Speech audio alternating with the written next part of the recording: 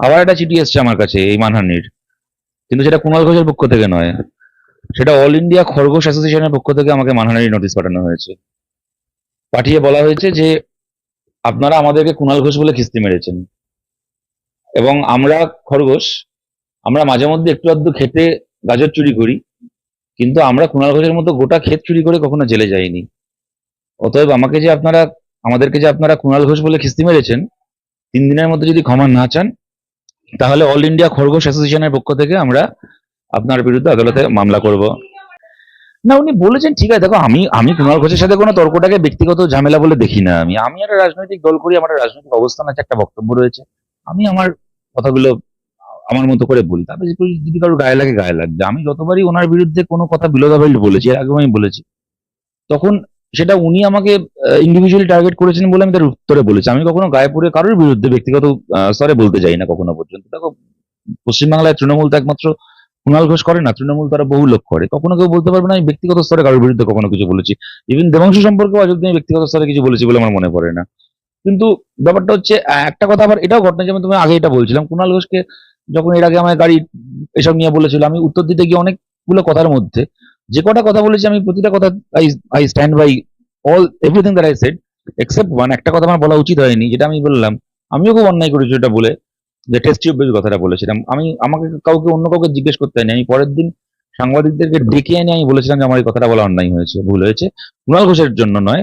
কিন্তু test tube কথা বলাটা একটা অবৈজ্ঞানিক, টেস্ট টিউব বেবি কথা বলাটা একটা অবৈজ্ঞানিক এবং একটা অত্যন্ত, কি বলবো, মানে ভুল কথা, একটা অন্যায় করেছি এটা আমি। কিন্তু সুতরাং আমার কাছে লড়াইটা কোনো ব্যক্তিগত লড়াই না। কিন্তু আবার এটাও ঘটনা যে উনি যদি ব্যক্তিগত স্তরে আক্রমণ করেন, দিল।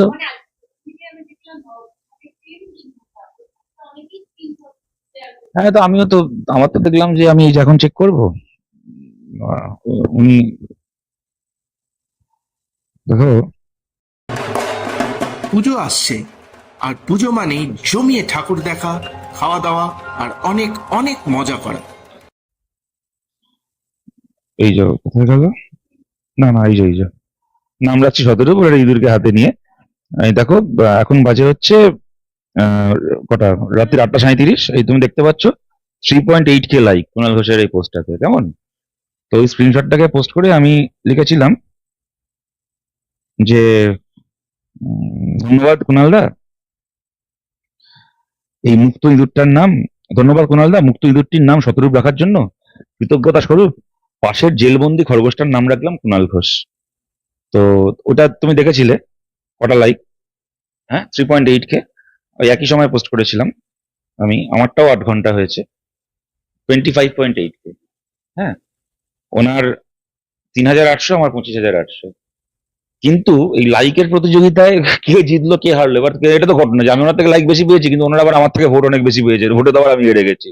সুতরাং সেইটার জন্য আমি বললাম না কথাটা, আমি এই কারণে বললাম যে মানুষও জানেন যে কোন হিউমারটা মানে সঠিক, এবং কোনটা উত্তরে কোন হিউমারটা আরো বেশি গ্রহণযোগ্য।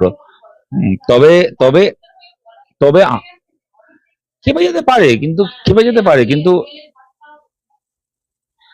তাতে খেপে যাওয়ার কি? উনি তো জেলের ভাত তো খেয়ে, উনি তো জানেন জেলের ভাত কিরকম খেতে হয়, ওনাদের খেপে যাওয়ার কি আছে?